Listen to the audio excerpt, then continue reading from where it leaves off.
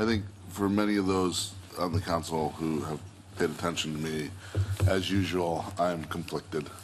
And I have a delightful process here with you that I speak my mind and then I sort of come to some sort of conclusion.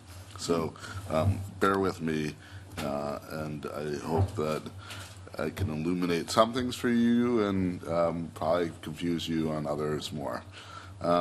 I do want to, like I think everyone here, acknowledge that there's no singular voice in my constituent contacts.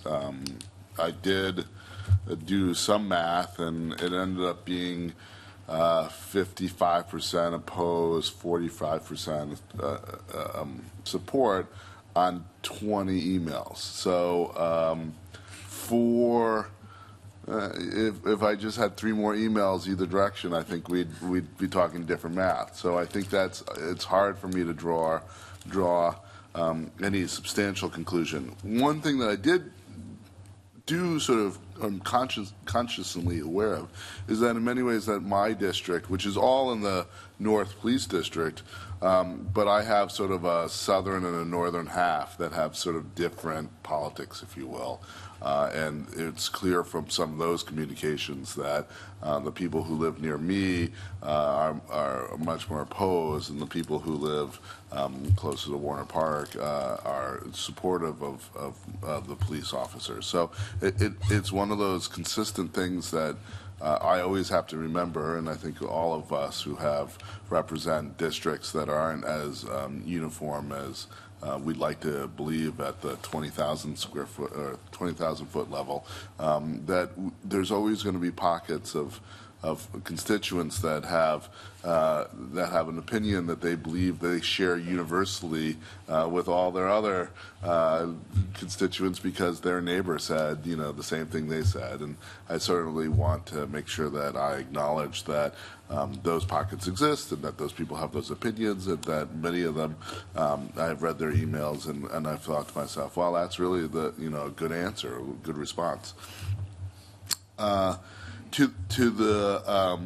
So one thing I do want to stress, and I don't think the council's talking much on tonight, but I mean, I do want to acknowledge the experience people have had, both positive and negative, with the police and police officers. I think there are certainly voices out there that I can only believe and accept as truth, and that have had negative or critical impacts in their lives. And I do want to always bear in mind when we're having conversations about not just police but any city employee, that there's opportunity for our employees to treat our residents and our visitors and those that find themselves in our city with respect and dignity and with care, and that we, as we've already talked about our imperfectness, we don't always live up to that. And I do want to acknowledge that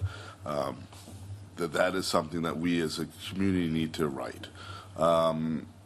I don't know if not hiring more officers solves that, but I think that's not a solution to not hire officers to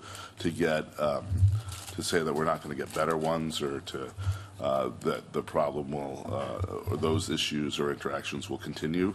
So that's tough on this type of discussion, to sort of really be heartbroken by those interactions and simultaneously not know which way to go with it.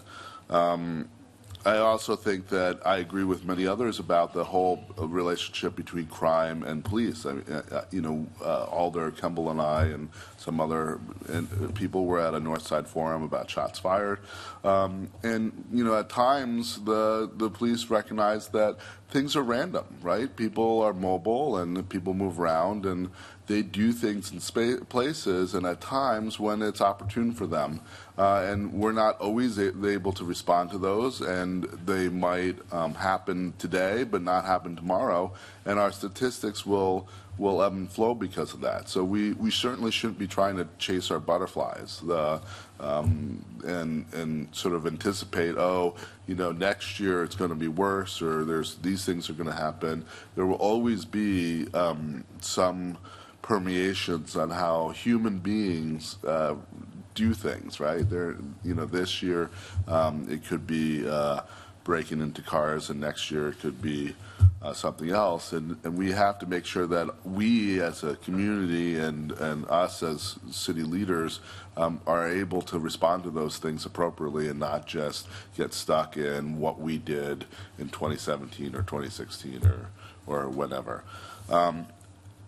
I think I think as a human, I viscerally recognize that more people is generally allows for more work, but when we talk about organizations, then we start talking about inertia and layers. We've just had conversations about the new Midwest station. I still refuse to call it Midtown because I don't know what Midtown is. And we've hired all these people who have these administrative roles, who have some degree of patrolling, but they're moving some papers around, and they're going to do some of these things, and they're not necessarily the foot patrol. And I do appreciate tonight's discussion illuminating for me, because I've been here long enough, that I must have voted for taking people out of that patrol pool and putting them into the special pool, and then leaving the patrol pool pretty empty.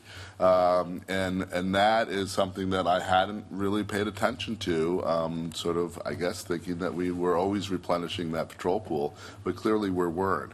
And I think that's something that residents are paying attention to, is the number of people who are officers who are going back and forth and patrolling their neighborhoods.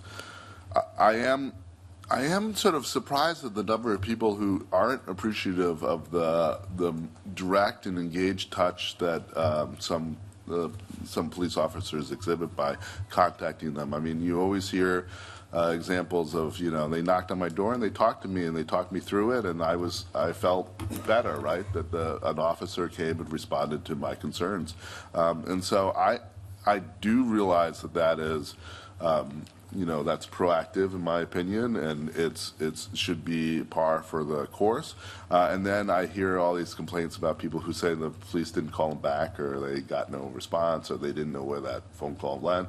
And you sort of say, well, we need to work on that. Well, that only takes more officers. So in the end of the day, I'm not 100% sure, and I'm sorry if I've brought you on this journey of me just chatting with you, one-sided. Maybe it'd be two after my conversation. But I just want us to recognize that as a community, there are so many things that we can do. We absolutely need to make sure to support our communities and nonprofits to reach out and engage people.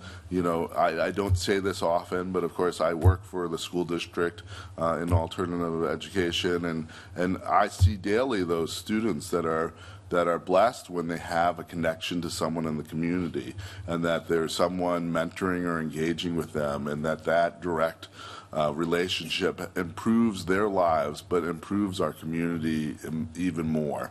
And so that's what we need to continue to work on and continue to prioritize. And that's, I mean, for me, I've spent a lot more time having those conversations and working with my colleagues and city staff and the community on trying to make those things happen.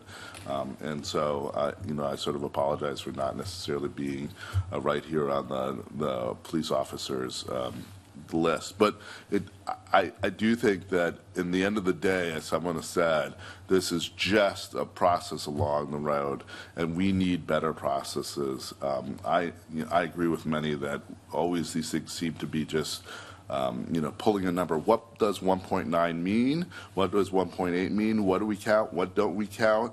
If people come in and leave, we change that? I think we need to be more precise. And now, of course, with the new question about, well, if you pull them and do them to the test team or somewhere else, does that count as the equation, or doesn't count in the equation? So I think if whatever we do tonight, we need to make sure that we firm up our expectations about the future of staffing on the police department.